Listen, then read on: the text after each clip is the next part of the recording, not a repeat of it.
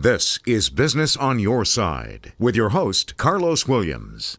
All right, hello and welcome to this edition of Business on Your Side. I'm your host, Carlos Williams, and today we are joined by the Director of Communications for the Columbus Health Department, Pam Kirkland. And Pam, welcome back. Thank you for having me. We have a variety of items in front of us, and we do. What is the purpose? This is to let everybody know what they need in an emergency supply kit.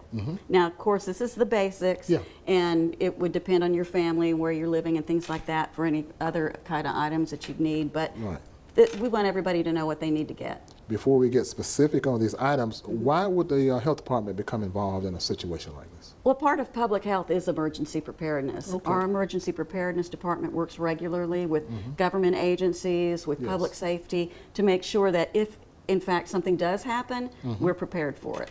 Now, what have you brought with you? Well, you got everything here. I have a little bit of everything. Most important thing, obviously, is perishable, non-perishable food items and water. We have those over here, and at least a 3-day supply. Now, with water, you need 1 gallon per person per day.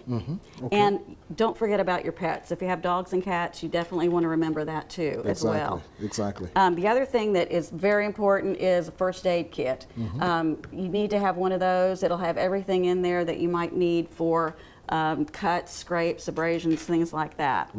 And the other thing that is definitely a must is a weather radio.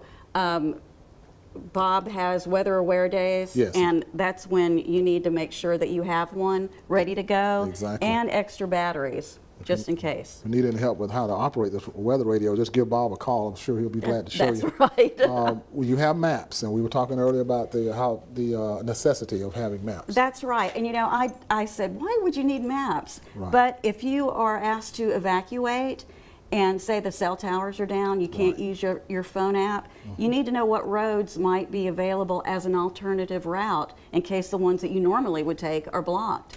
And we were talking about earlier about the folks who say that, well, I'm not buying any of that. That will never happen to us. Well, it just happened. You're right, it did. And it's never, you always want to be prepared, because we don't know. Things are crazy these days. We have all kinds of things happening and natural disasters. You want to make sure you have what you need in case you do have to shelter in place for a few days.